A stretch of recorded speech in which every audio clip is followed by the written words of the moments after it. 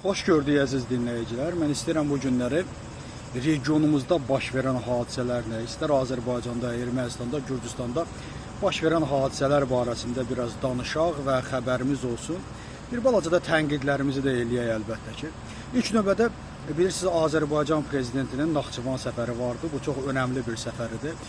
Digər tərəfdən biz Ermənistanda baş verən və Gürcüstanda baş verənlər haqqında danışacağıq ki, əvvəla Azərbaycan prezidentinin Naxçıvana səfəri çox maraq kəsbirdir. O mənada ki, biz artıq 194 kilometrlik Naxçıvan yolunun da açılması barəsində xəbərləri eşitdik. Orada açıqlanan açıqlamalar, istərsə Metsamor barəsindəki prezidentin açıqlaması, istərsə də o yolun, məhz trip yolunun açılması bizim üçün çox vacib əhəmiyyət kəsb edir.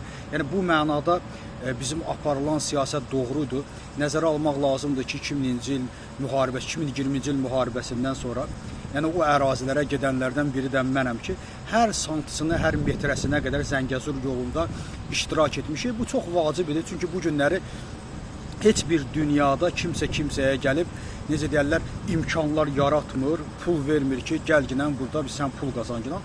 Onu yaratmaq üçün sən imkanlar yaratmalısan, infrastruktur yaratmalısan ki, Azərbaycan da bu işdə çox tez bir zamanda tələsələ qabağa keçdi və doğru da etdi.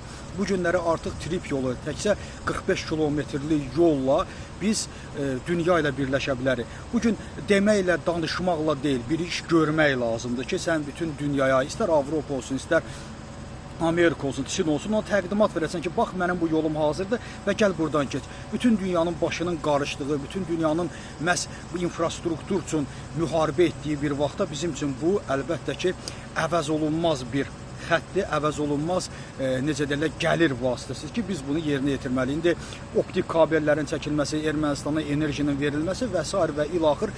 Prezident də burada dedi ki, 1,5 milyonluq bir yük daşıması vardı. Biz bunu 15 milyona çatdırmaq istəyirik. Nə gözəl. Bununla işim yoxdur. Bunları əlbəttə ki, biz yüksək qiymətləndiririk və dəyərləndiririk. İndi keçirik ki, məsələn üçün Gürcüstanda biz baxırıq, görürük ki, yeniliklər ondan ibarətdir ki, dövlət təhsilini pulsuz edirlər. Amma halbuki Azərbaycan biz gördük, təhsil naziri bildirdi ki, yox, dünyada pulsuz təhsil yoxdur. Hər şey ki, pulsuz olduqda bizimkilər nədənsə narahat olurlar və pul məsələsi gəldikdə çox narahat olurlar. Hər şeydə pul, hər şeydə cərimə məsələsini fikirləşir. Baxın, görürsünüz cənab nazir, Qafqaz bizim evimizdir və Qafqazda baş verən hadisələri görürsünüz. Gürcüstan öz xalqı üçün dövlət təhsilini havaya etdi. Demək ki, pulsuz təhsil varmış. İkinci tərəfdən biz Ermənistana baxırıq və Ermənistanda çox qısqanclıqla yanaşırıq bu məsələdə. Ermənistan da Nivida şirkətini bilirsiniz, artıq bir neçə aydır gətirmişdi. 500 milyon dollarlıq bir layihə vardı. Bu dəfə isə 5 milyard dollarlıq bir layihə ilə MDB-də bir mərkəzə çevirdi. MDB ölkələri içərisində bir mərkəzə çevirdi.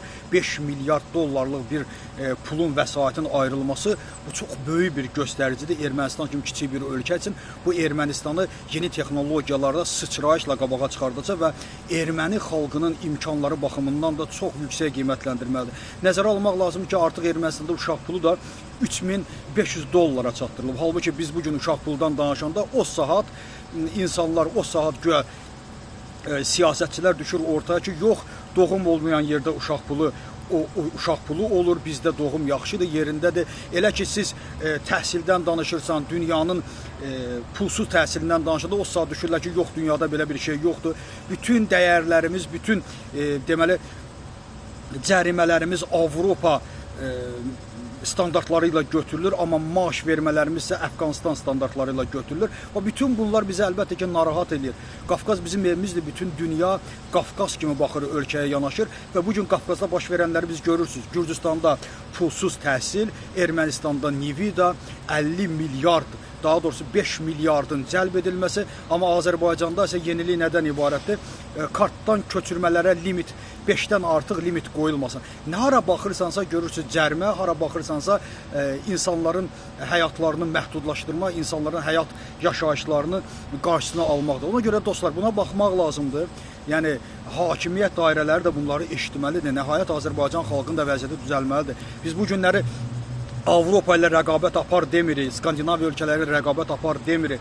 Bu günləri bizim rəqabət yerimiz ən azından Qafqazdır. Qafqazla biz rəqabət aparmalıyıq və Qafqaz ölkələrinin də hansı formada inkişaf etdiyini biz görürük. Və bunu yaddan çıxartmamalıyıq. Bütün enerji, bütün infrastruktur layihələri öz yerində, həm də Azərbaycan xalqı yaşamalıdır. Və bu günləri Azərbaycan xalqının sosial vəziyyətinin ağır olması bizi məhz didərgin salıb Rusiyanın çöllərinə və bu günləri Rusiya çöllərində Azərbaycanın tələbələri də öldürülür, insanları da öldürülür. Bir qanun çörək üçün bu ölkəni tərk edən qüvvələrdir. Hansı ki, o qüvvələr ki, Azərbaycanın inkişafında, Azərbaycan iqtisadiyyatının inkişafında müstəsna rol oynaya bilərlər və mən düşünürəm ki, inşallah ölkəmizdə də, hökumətimiz də bu barədə dərindən düşünməlidir. Çünki getdikcə Azərbaycan xalqının sosial vəziyyəti ağırlaşır, amma Qafqaz ölkələrində, Gürcüstanda, Ermənistanda ki, vəziyyət xalqın xeyrinə dəyişir. Təşəkkür edirəm.